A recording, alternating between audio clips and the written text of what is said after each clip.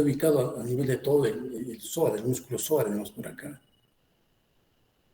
¿Se ve mi puntero o no?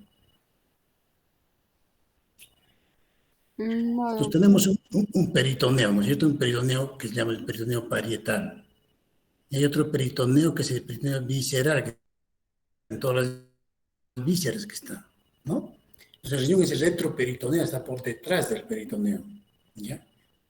Entonces, ¿cómo está ubicado entre la última vértebra torácica y la tercera lumbar? O sea, en D12 y L3, o sea, esa es la ubicación más o menos del riñón, ¿no? D3 y la caramba, L3 y este es D12, ¿ya? Más o menos esa es la ubicación del riñón, ¿ya?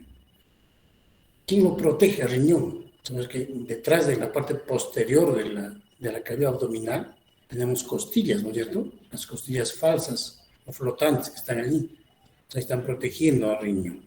El riñón derecho, sabemos que en esta parte si nosotros vemos de adelante para atrás, el riñón derecho está un poquito más por debajo. ¿Por qué está por debajo? Porque en esta zona está el hígado, ¿no es cierto? Anatómicamente. Pues por ahí es un poquito descendido el riñón derecho. ¿Ya? ¿Cuántos centímetros? 2 a 3 centímetros por debajo del hígado. O sea, comparado con el otro riñón, está por debajo del riñón derecho.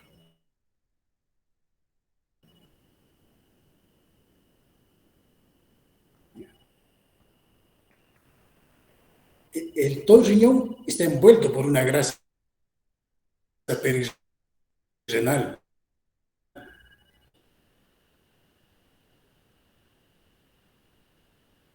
¿No?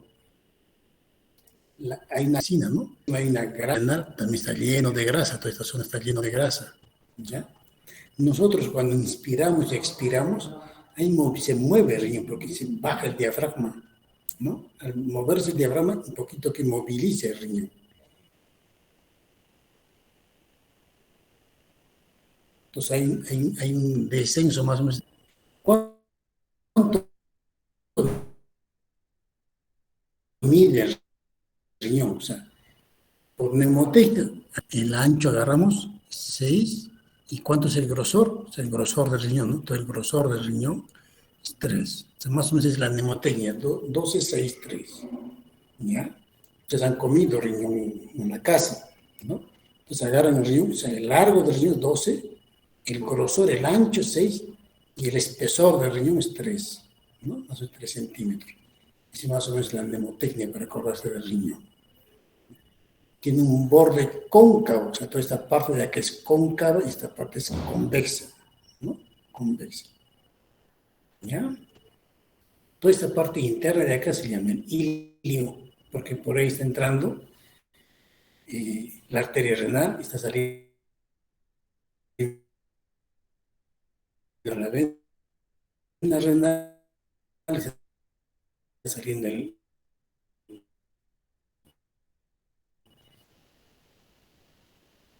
uréter, ¿no? Entonces, eso es el ilio renal. ¿Ya? Corta en el riñón, toda esta parte de acá ya es la médula. ¿Ven mi lápiz, no es cierto que estoy pintando? Sí, doctor. Sí, doctor. Ay, ok, como están calladitos, no ven. ¿Ya? Entonces, van a formar los cálices, ¿no? En esta zona de acá, cuando empieza a subir la arteria, empieza a dividir, las arterias van a ser la columna de Bertin, ¿no? La columna de Bertin, donde van a empezar a subdividirse en más ramas y van a formar la arteria renal, ¿no? Entonces, como dice, la columna es homogénea, se extiende en la parte hacia la pelvicilia, entre la papila y los fórnices, formando las columnas de Bertin. La médula es la parte ya más por debajo de la corteza, forman unas pirámides, que estamos viendo acá de las pirámides, ¿no? Las pirámides, ¿no? Y en el vértice de la pirámide, ahí están ya los cálices, donde se empieza a formar la orina lentamente, empieza a llegar a la papila renal. Entonces, ¿qué tenemos? 3 capas que del riñón, una capa transparente que está envolviendo al riñón.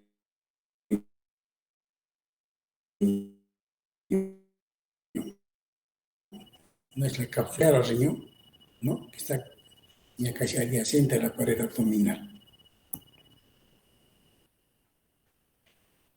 Este más o menos es la relación del riñón, cómo está relacionado con los diferentes sistemas, aparatos, órganos, vasos sanguíneos, todo de la parte renal, ¿no? Si ustedes ven acá, ¿ya? Esta es la aorta, esta de acá, aquí está la aorta, ¿no? Y esta es la vena cava, ¿no? Entonces, en el riñón izquierdo, ustedes ven la arteria que sale, la arteria es corta, ¿no? Pero la vena es mucho más larga, pues, en la que va hacia el riñón izquierdo. Este es el riñón izquierdo. Este es el riñón derecho. En cambio, en acá ya también este lado es al revés. La arteria renal que está saliendo de acá, ¿no? Es mucho más larga que va a llegar al riñón, ¿no? En cambio, la vena renal, esta venita renal que está acá, es más corta, es más pequeña que la que va a llegar al riñón del lado derecho. ¿Esto por qué es importante esto? Si yo en un momento yo quiero trasplantar un riñón, saco de un cadáver, tengo que saber qué riñón estoy sacando. ¿Estoy sacando el riñón izquierdo o estoy sacando el riñón derecho? Si estoy sacando el riñón izquierdo, entonces tengo que saber que mi arteria es pequeña y mi vena es grande. En cambio, en el derecho es al revés. La arteria es mucho más larga y la vena es pequeña. Eso tengo que tener en mente para poder, cuando se haga el momento de la anastomosis a nivel de las arterias o venas ilíacas que se hace el trasplante renal, tengo que tener bien en cuenta. Entonces, si es un cadáver, por ejemplo, estamos sacando del riñón de un cadáver, entonces si está muerto, ya no, tengo que ganar arterias, tengo que cortar un poco más de acá, irme hacia la aorta y sacar una boca de acá, ¿no? Tengo que ganar algo de espacio de esa arteria renal. Para yo poder hacer, para que el cirujano cardiovascular haga una anastomosis adecuada en la arteria ilíaca, porque tengo una arteria cortita, ¿ya? En cambio, si llevo el riñón derecho conservante, si no tengo problemas, tengo una arteria larga, salvo que hay una polar, ¿no? Una arteria polar. Entonces, igual a cómo está ubicado con los diferentes segmentos, ¿no? Entonces, la arteria renal cuando ya entra al riñón, esta es la arteria renal, está entrando al riñón, se va a subdividir esa arteria renal, primero en arterias lobales, ¿no? Arterias segmentarias, ¿no? Y así va subdividiéndose hasta llegar hasta la arteria renal, ¿no? El que va a entrar ya directamente hacia el glomérulo, ¿no? Entonces, estas arterias que están formándose acá son las arterias arcuatas, las que están acá, ¿no? O arterias arqueadas que llaman, ¿no? Y debe empezar a salir ya las arteriolas aferentes. ¿Qué arteria entra al riñón?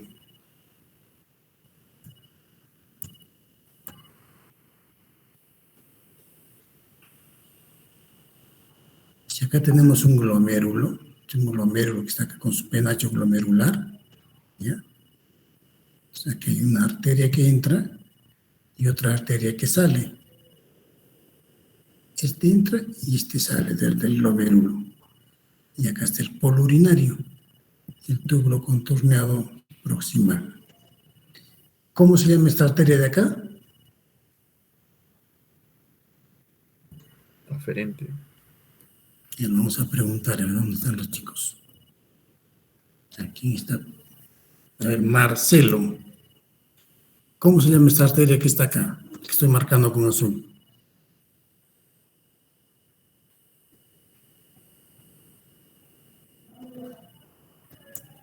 Eferente, doctor. Eferente, miren. Aquí muestra iris. ¿Cómo Sí, se llama doctor. esta que estoy subrayando, el que está con azul, el que está saliendo del glomérulo? ¿Cómo se llama? Ah, la aferente, doctor. Arteriola. ¿Qué arteriola? Sin miedo. Eferente, doctor. Si sales aferente, doctor. Si sales aferente o eferente.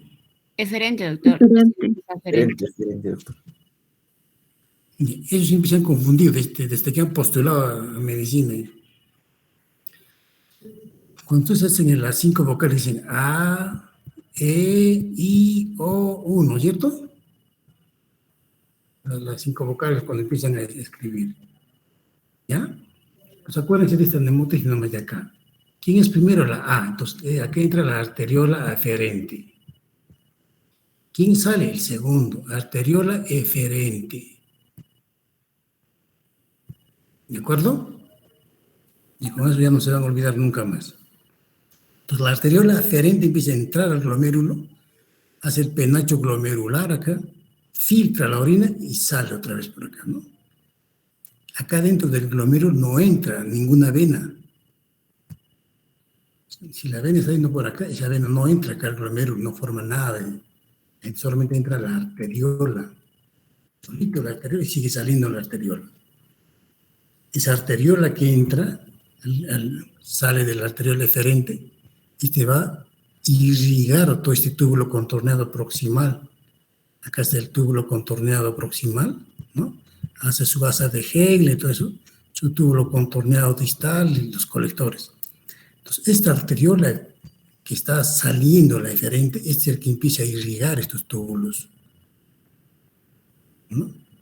Y recién se va a formar las vénulas acá. Se empiezan a formar las venitas, ¿no? Por eso, cuando hay un problema de necrosis tubular, cuando empieza a bajar el volumen, a este nivel, empieza a bajar la presión arterial en esta arteriola eferente, este va a sufrir este glomérulo. Al sufrir el glomérulo, sufre también la arteriola eferente, no hay buen flujo. Y si no hay buen flujo, no va a haber buena irrigación a los túbulos. Y si no hay buena irrigación, va a producir necrosis tubular aguda. Lo va a llevar a una insuficiencia renal aguda al riñón. ¿De acuerdo? Entonces, eso es lo que pasa. Esta es la anatomía ya entrando ya el penacho, ¿no? Aquí está la arteriola y acá está la vena. Pues como ustedes ven, la arteriola se separa solito y entra todo el penacho glomerular, hace el penacho glomerular acá, ¿no? La arteriola aferente, sale la arteriola eferente y este recién empieza a irrigar, como ustedes ven, empieza a irrigar todo el túbulo contorneado proximal, irriga todo el asa de Henle. Y recién acá se empieza a formar, mire, las venas, ¿no? La venita y regresa acá y entra a seguir conformando el paquete vasculo nervioso. Eso es importante recordar, esa anatomía del riñón. ¿Ya? Entonces, acá tenemos la nefrona. Entonces ya saben, esta es arteriola aferente y esta es arteriola eferente. ¿Ya? Entonces, solo la arteria entra y la arteria, pues, ustedes ven, tiene sus capas, las células endoteliales. O sea, cuando ingresa están las células endoteliales así, están entrando así, ¿no?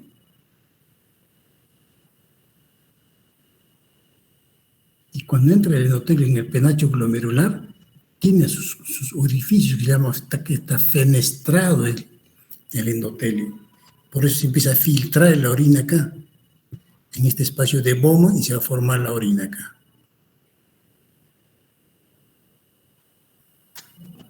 ¿Ya? Entonces, cuando entra el glomérulo, cuando se forma el glomérulo por la arteriola aferente, hay otras capas que empiezan a envolver a este glomérulo, ¿no? Este verdacito que ven acá, este verdacito que está acá, ¿no?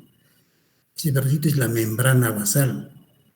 Y el amarillo que ven ustedes, unas células con unas células media moradas que están acá, esos son los pedicelos, ¿no?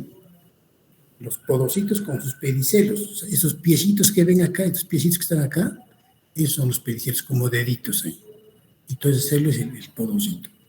Entonces, una tricapa que lo vamos a ver por acá. Entonces, para recordar todo cómo están ubicados los glomérulos, la nefrona cortical, que es 20 al 30%, la nefrona medial, que es 60-70%, y la nefrona yuxtamedular, que es 10 a 15%. O sea, la mayor cantidad de glomérulos está en la nefrona medial, en la capa intermedia. Y esto es igual para mostrarles cómo acá está viajando el paquete vascular nervioso y se separa solito la arteria acá. Entra al penacho glomerular, ¿no? Entra al penacho glomerular, sale del penacho glomerular y empieza a irrigar todo el asa de Henle. Y recién se empieza a formar la venita y empieza otras a regresar al paquete vascular nervioso. Entonces, todos los túbulos y conductos colectores están revestidos por células, ¿no? Ahí están las células claras y las células oscuras. Y cuando las células son cúbicas, o sea, las células se hacen cúbicas, tienen mayor capacidad de absorción. Las células cúbicas están más en el túbulo contorneado proximal. Por eso se absorbe la gran cantidad de lo que filtra el glomérulo, se absorbe la glucosa, proteínas, todo se empieza a absorber la mayor cantidad por estas células cúbicas. ¿Ya? En cambio, en las demás otras células, o sea, las células intercaladas que hay, o sea, no son tan absorbentes como las células cúbicas. ¿Ya? Tenemos el aparato yuxtaglomerular, ¿no? Sabemos que el aparato yuxtaglomerular está formado por la arteriola aferente, la arteriola eferente, ¿no? Este es el túbulo contorneado. ¿Qué túbulo contorneado es este? ¿El proximal o el distal?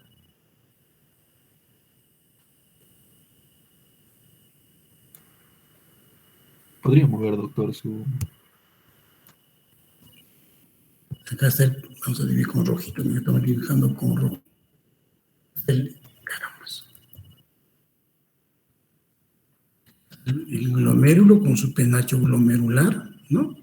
Está la arteriola aferente, sale la arteriola eferente, ¿no? Y acá está el túbulo contorneado. Túbulo contorneado, proximal o distal.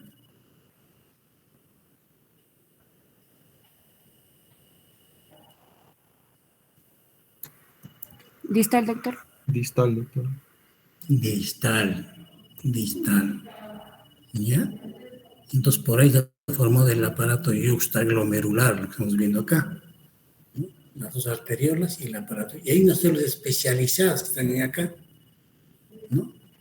Que empiezan a censar el cambio de volumen, empiezan a censar lo que es la variación de electrolitos, ¿no? Pues van a empezar a fabricar la renina, ¿no? Y hacen todo el circuito del sistema renina, angiotensina, aldosterona, ¿no? Se fabrica, se sensa todo y van a empezar a regular el volumen. ¿Qué hace la aldosterona? ¿Qué hace la aldosterona en el riñón?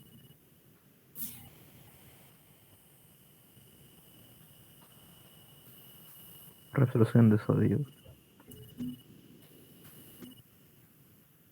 Están los chicos, ¿eh? No están ahí.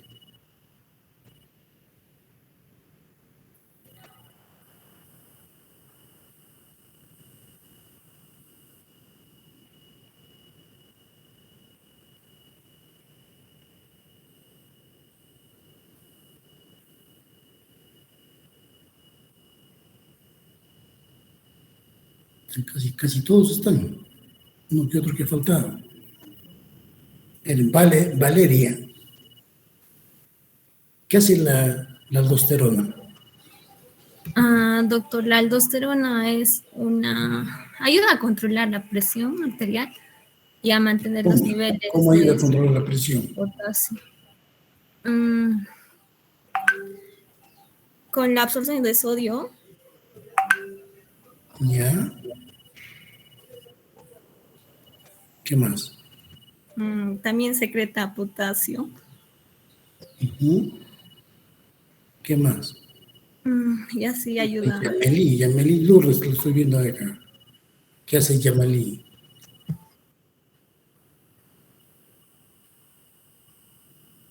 Yamelí, ¿estás por ahí? Yesenia Cáceres,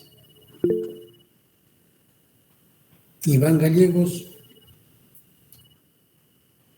Sofía Alessandra.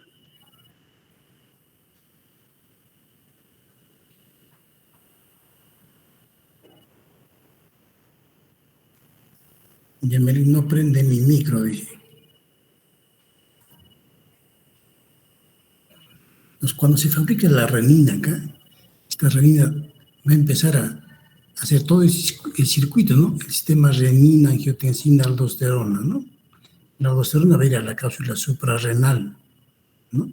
Se secreta allí la aldosterona y va a ir a los túbulos colectores. ¿Y qué hace un túbulo colector? Lo que va a hacer es absorber el sodio, ¿no? Retiene el sodio, retiene agua, porque tiene que reponer el volumen y va a eliminar el potasio. Eso es lo que hace la aldosterona, ¿no?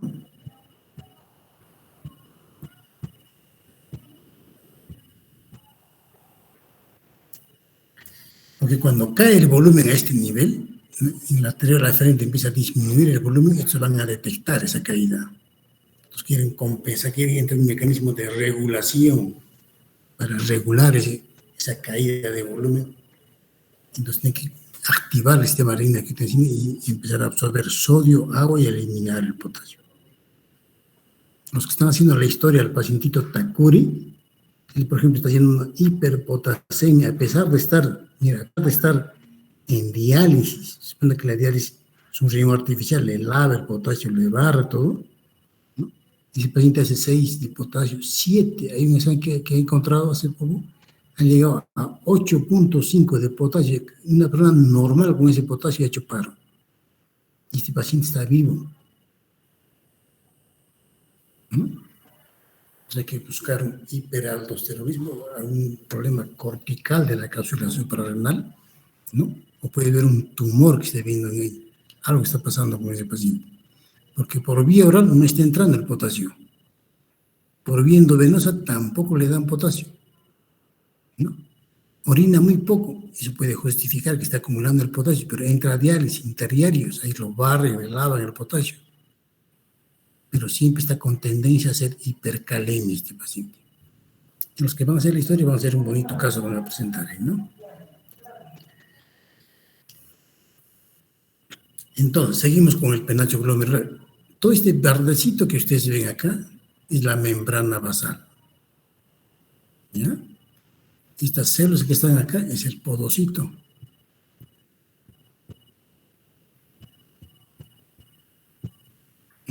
Y estos deditos, como ven acá, varios deditos que están por acá, son los pedicelos.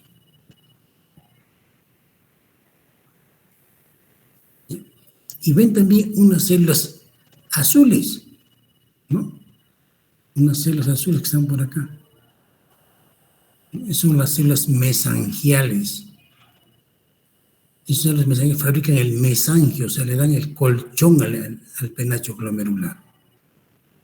Cuando veamos problemas glomerulares, vamos a ver las glomerulonefritis mesangiales, vamos a ver. ¿Ya? Entonces, otra vista del aparato glomerular. Ahí están las células especializadas que se llaman la mácula densa, ¿no? Las células especializadas. Y cuando nosotros vemos al microscopio electrónico, ¿no? Estos de acá es el podocito. Y estos deditos que están viendo acá es el pedicelo. Es como dedos entrelazados también. Y ahí en cada dedo hay unos espacios, ustedes ven, hay unos espacios en cada dedito, ¿no? Ahí se forma la hendidura de filtración glomerular. A través de ese se va a empezar a filtrar la orina. Cuando esos pedicelios se empiezan a alterar, a dañar, se abren y empieza a pasar la proteína. Y cuando pasa proteína, va a empezar el daño renal. Entonces, estos espacios que ustedes ven acá, esta es la hendidura de filtración. Estos son los pedicelos. Esta es la membrana basal. Y este es el endotelio. El endotelio fenestrado, como les digo, ¿no? Está fenestrado.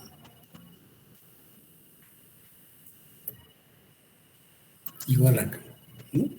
Están los pedicelos, los podocitos, la membrana basal, el endotelio y la barrera de filtración glomerular, ¿no? Son las barreras de filtración glomerular. Por eso, filtrar la orina. Estos pedicelios que ustedes ven acá, estos piecitos que están viendo acá, ¿no? Estos son los pedicelios que están acá. Entre pedicelio y pedicelio hay unos espacios, ¿no? Unos espacios ahí. Estos pedicelios están anclados uno con el otro, se anclan, se agarran a la membrana basal.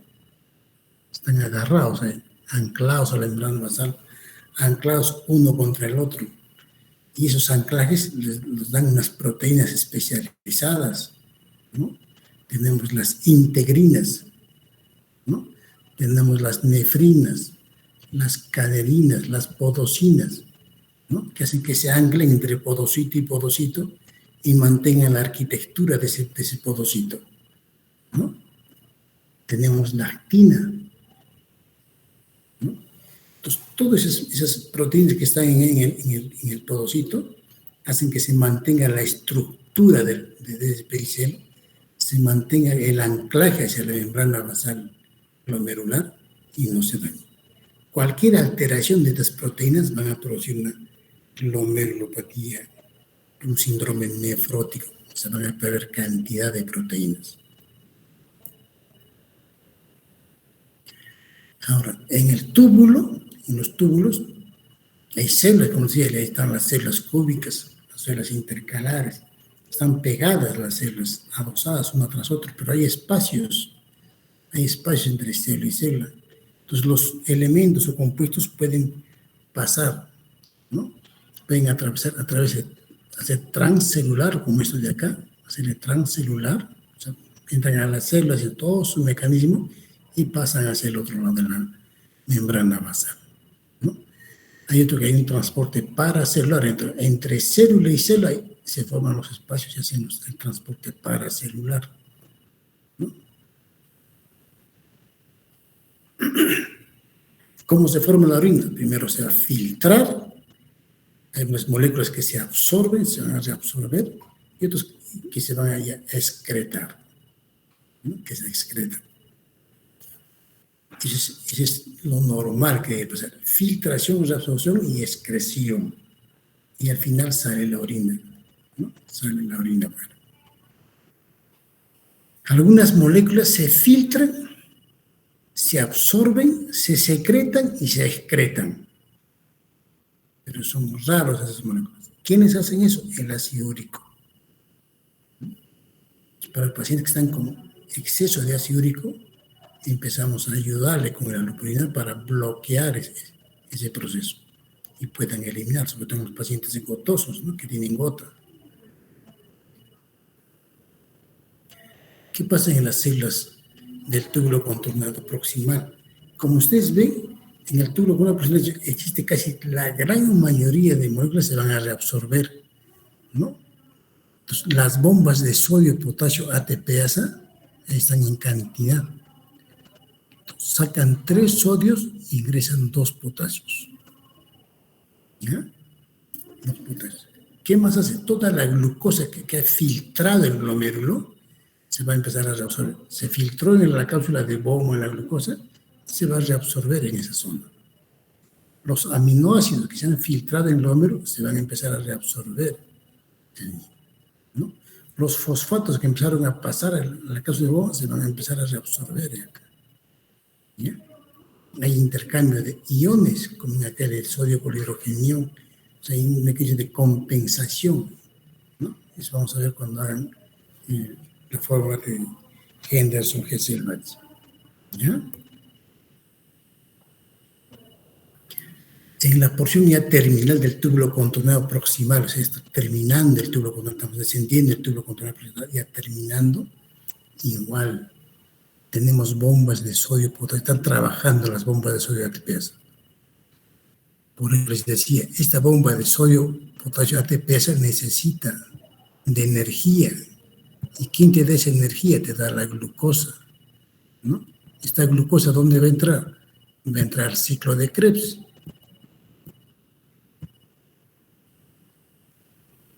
Al ciclo de Krebs, ¿no? Para que se pueda fabricar la suficiente cantidad de ATP, ¿no?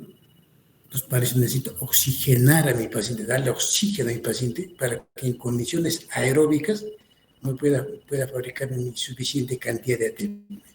Porque si el paciente no está saturando, como esta mañana vieron en los residentes, entonces, paciente con 71% de oxígeno, no estoy saturando bien. Entonces, si yo quiero que trabaje mi ATP, no va a trabajar bien. Mi bomba de sodio potasio no va a trabajar bien. Entonces, no estoy haciendo nada con el paciente. Tengo que activar eso. ¿Ya? En la rama ascendente gruesa del asa de Henle, igualito, ¿no? Ahí está también la bomba de sodio potasio, sigue trabajando también ahí. Necesita energía para seguir trabajando. Sigue intercambiando sodio por potasio. En esta rama ascendente gruesa, ahí es donde actúa la furosemida, ¿no? Ahí actúa la furosemida. Por eso se llama diurético de asa. Es un diurético de asa, ¿no? Va a empezar a bloquear la absorción de sodio-cloro y va a empezar a eliminar, ¿no? Y va a barrer potasio, ¿no? En el túbulo contorneado ya distal, estamos yendo mucho más allá, siguen viendo la ATPasa. Se necesita energía, o sea, casi todo el tracto del riñón está con ATP, bomba de sodio, ATPasa. Está intercambiando sodio y potasio. Activo, ¿no? Como ya estamos en el túbulo contorneado distal, ¿no? Acá hay todo lo que sea filtrar el sodio, por ejemplo, va a pasar al intracelular, el cloro empieza a pasar, lo que se filtra va a empezar a pasar acá, por mecanismo de iones, tiene carga positiva y tiene carga negativa, entonces jalan los dos y ya pasan hacia la luz, hacia el interior de la célula, ¿no es cierto? A este nivel actúan las tiacidas. Los diuréticos tiacídicos van a bloquear esos canales de cloro, ¿no? Ahí actúan las tiacidas. Y hay más allá, yendo ya al túbulo contornado, ya termina, por ejemplo, terminal y los conductos colectores, sigue actuando la ATPasa. Sigue la bomba de sodio ATPasa, ¿no? Sigue trabajando. A este nivel, el sodio que se ha filtrado está circulando por el asa de Henle, va a empezar a pasar tranquilamente acá. Y cuando bloqueamos eso, aquí actúa la amilorida, que son ya diuréticos ya distales, ¿no? En los túbulos colectores, ustedes se fijan en los túbulos colectores, ¿no? Acá se va a producir secreción de potasio. Acá tiene que eliminarse el potasio, ¿ya? Entonces hay eliminación de hidrogeniones también acá, ¿no? Por eso la orina es un poco ácida. Ustedes ven igualito, sigue la bomba de sodio ATPasa, ¿no? Seguimos. Entonces, si ustedes se dan cuenta, en todo el trayecto desde el glomérulo que sale hasta los colectores, está lleno de bomba de sodio ATPasa. Requiere energía, requiere glucosa, requiere que tu ciclo de Krebs esté activo, que tus mitocondrias empiecen a trabajar, ¿no? Por eso el riñón empieza a regular todos los electrolitos, hidrogeniones, todo en todos los está regulando el riñón. ¿Ya? Esto es solamente para que recuerden, cuando baje el volumen sanguíneo, se va a activar el sistema de renina, angiotensina, aldosterona, ¿no? Hace todo el proceso para poder reabsorber sodio y agua y eliminar el potasio, ¿no? Es todo un mecanismo de autorregulación que hace el riñón. Tiene que llevar al equilibrio, tiene que mantener la homeostasis, ¿no? Este es un mecanismo de contracorriente. Cuanto más se acerca el asa de Henle hacia la médula, ¿no? Aquí la osmolaridad es alta, llega a 1200 miliosmoles, llega a ese nivel. Hay un mecanismo de contracorriente a ese nivel. ¿Por qué? Porque se empieza a reabsorber agua, el agua se reabsorbe acá, ¿no? Entonces se va concentrando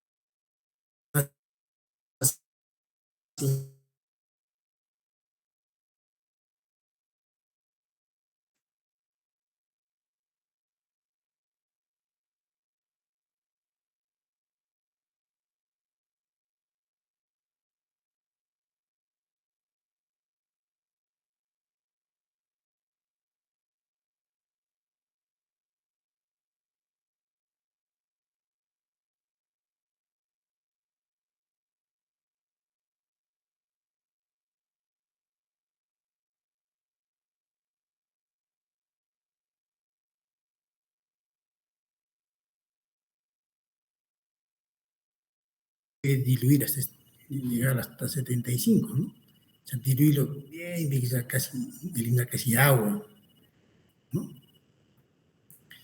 Eso es lo que Doctor, ya no está presentando su pantalla.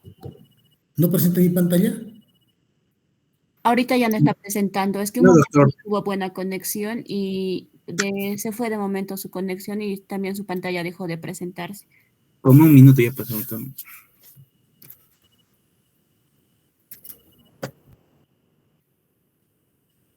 Se ha salido.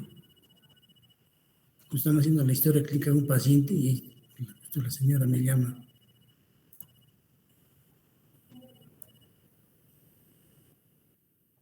Acá nos quedamos, ¿no? Sí, doctor. Acá lo que les decía, el riñón puede concentrar, a su máxima capacidad de concentración puede llegar a 1200 miliosmoles.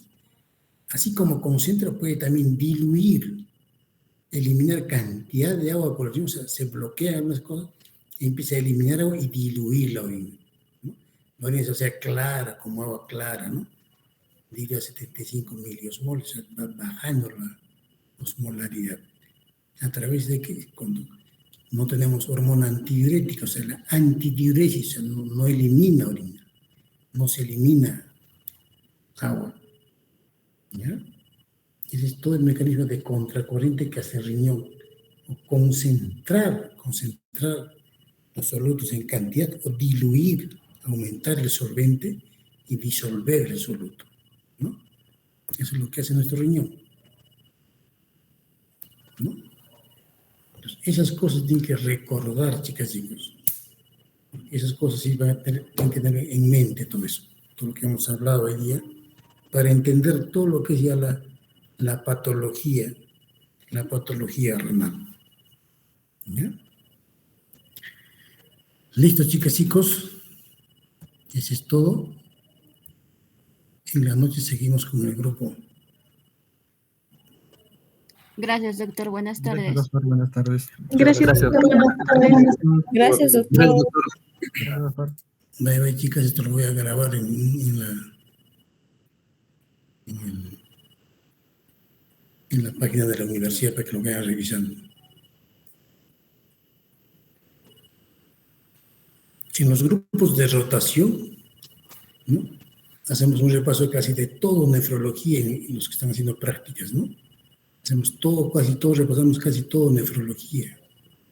Pues los primeros grupos tienen la ventaja de ver casi toda la nefrología, ¿no? Así, por ejemplo, los que ya estamos ya entrando a la segunda semana, hemos ya resuelto problemas ya de sodio, varias cosas que hemos resuelto con ellos, ¿no? Lo que es la práctica ya, ¿no? La práctica.